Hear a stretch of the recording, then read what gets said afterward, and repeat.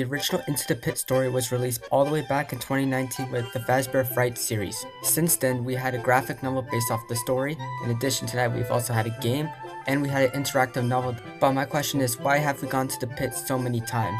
Is the story significant? Is there any lore significance in the story? Or is it just a story? That's what I'll be talking about in this video. Into the Pit is a story about a kid named Oswald who goes down a rundown pizzeria called Jeff's Pizza, finds a ball pit, and jumps inside of it. When he's inside, he's transferred back to 1958 Freddy's, where he sees the missing children incident and a yellow rabbit. When Oswald leaves the ball pit, his dad is taken into the pit and replaced with the yellow rabbit. And so Oswald must go back into the pit to save his dad and stop the yellow rabbit. Now, the other versions of Into the Pit do their own thing, but that's just the base story for the Into the Pit series. Now let's ask ourselves the question, which version of Into the Pit is canon? Well, we actually don't have an answer to that, but there's many theories proving that all of them are canon, some saying that the game is canon, some saying Return to the Pit is canon, some say it's not even canon at all. So we don't actually have a definitive answer to that question. But let's ask ourselves the question, why are we going into the pit so many times? I think the Into the Pit stories have some significance to the FNAF lore, but I don't think they're canon, nor do I think they have that much relevance to the story of Five Nights at Freddy's. Here's why. My belief is that Into the Pit and all of the other versions of it is just a story. I don't think there's any lore significance in it. I think Scott wanted these stories just to be stories, nothing else.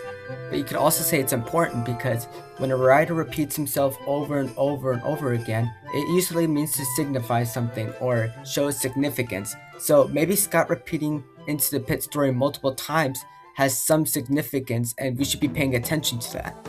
Either way, I find it odd that Scott is wanting to repeat the Into the Pit story multiple times. Each version of Into the Pit has their unique take on the story, but one I find interesting is Return to the Pit, so let's talk about that. Return to the Pit is the interactive novel for Into the Pit, and what I find interesting is that the ball pit in Return to the Pit acts like a time machine more than an agony memory. In addition to that, the Return to the Pit has 5 missing children. The other 2, the original story and the game, both have 6 missing children. Now, why are we returning to the pit so many times? It's either Scott loves the story a lot, or there's some important lore significance that we're missing out in the story. Let me do a quick review of the original story, the game, and Return to the Pit. The original story is really good. I enjoyed it. Really short though. The game is amazing. I love it. I love the graphics. I love the story. I love how you actually spend 5 nights at Freddy's. And you know, it's one of the best modern FNAF games I've played. And Return to the Pit is alright. Gets a lot of things wrong.